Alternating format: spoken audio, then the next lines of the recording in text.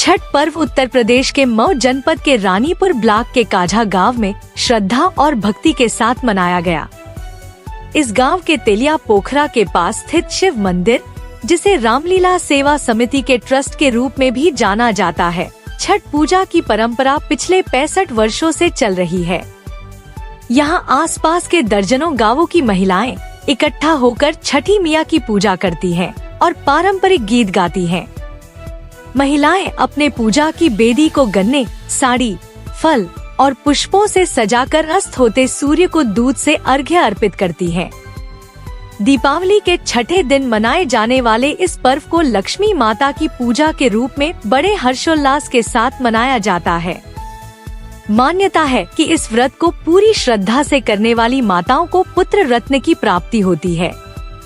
इस अवसर पर ओम प्रकाश सिंह, रमेश सिंह, मिलन सिंह, चंद्रशेखर उर्फ बजरंगी सिंह, मनोज कुमार दुबे, पंकज लाल श्रीवास्तव, सुधीर सिंह, गुड्डू शर्मा, राजेश राजभर समेत गांव के कई अन्य सम्मानित ग्रामवासी भी शामिल हुए।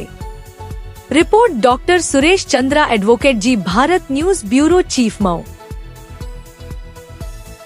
नमस्कार, आप देख रहे हैं जी भारत न्यूज चैनल।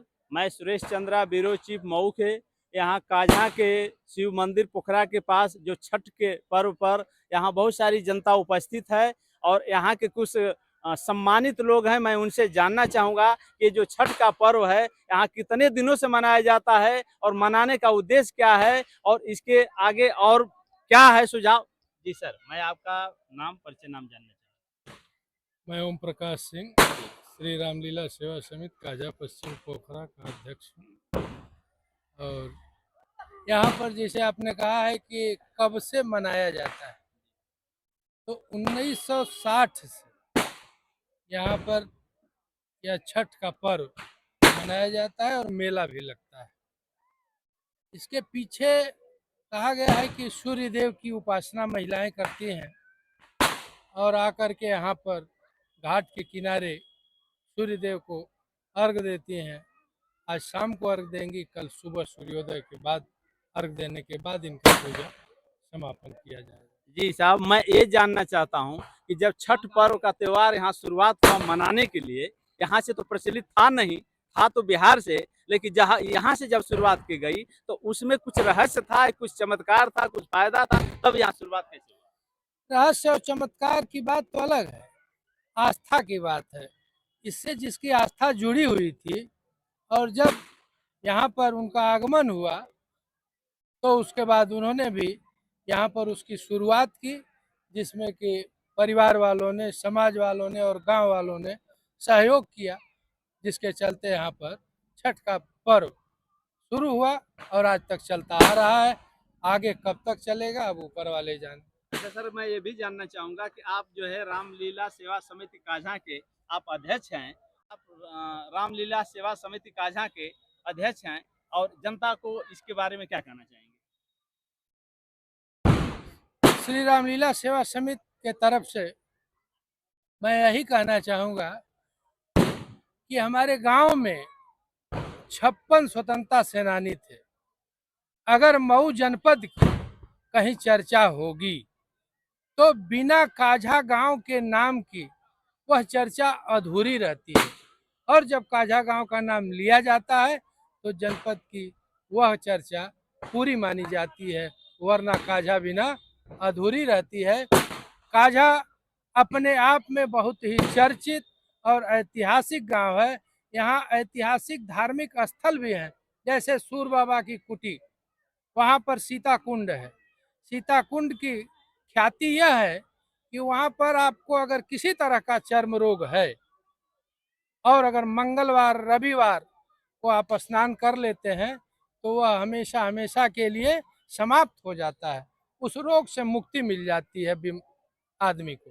बहुत बहुत धन्यवाद, आपने बहुत सारी बातें बताई जो ऐतिहासिक है। इसी के क्रम में आप जो है आपसे भी मैं जानना चाहूँगा। अरे हम ले लेने, अब होगा हमारा अध्यक्ष का होगा तो क्या। मेरा नाम राणा प्रताप सिंह है। पेशे से मैं टीचर हूँ गाजीपुर जनपद में, और छठ त्यौहार के समय हमेशा हम लोग आते हैं यहाँ पे। और जैसे आपका पहले प्रश्न था अध्यक्ष जी से कि कब से मनाया जाता है, इसको इन्होंने बखूबी बताया। और रही बात यह है कि सूर्य भगवान हमारे आदि देवता हैं। सूर्य हुए, अग्नि हुई, जल हुए। ये जब कुछ नहीं था तो वेदों में इन लोगों का वर्णन है, पहले इन्हीं लोगों की पूजा होती थी।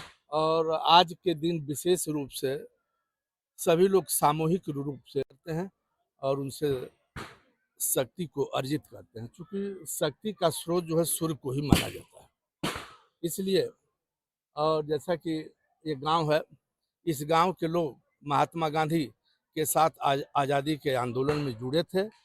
और केवल महात्मा गांधी के साथ ही नहीं, आज़ाद हिंद फौज के भी इस गांव के लोग सेनानी रहे हैं। इसलिए आपके माध्यम से मैं शासन प्रशासन से यह मांग करता हूँ, ये जो पोखरा है अभी अधूरा है, ये चारों तरफ सीढ़ी अभी नहीं बनी है, कुछ गांव के सहयोग से बन रहा है।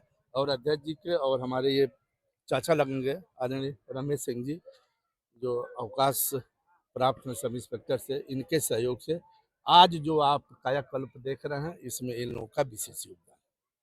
जी, जी सर, मैं एक चीज़ और जानना चाहूँगा कि ये पोखरा जो है, ये अमृत सरोवर के नाम से भी जो है इसको काम किया गया, लेकिन उस तरह से नहीं है जिस तरह से होना चाहिए। इस पर आप क्या कहना चाहिए? बिल्कुल ये शासन की लापरवाही है, प्रशासन की, इस पर ध्यान देना चाहिए। और रहे बात प्रयास की, तो गांव में जो लोग रहते हैं, सामाजिक कार्यकर्ता हैं, वो लोग इससे जुड़े हुए हैं और प्रतिनिधियों से मिल करके या प्रशासन के लोगों से मिल करके, जो लोग इस योजना से संबंधित अधिकारी हैं, उनसे मिल करके विकास के लिए लोग हमेशा प्रयासरत हैं।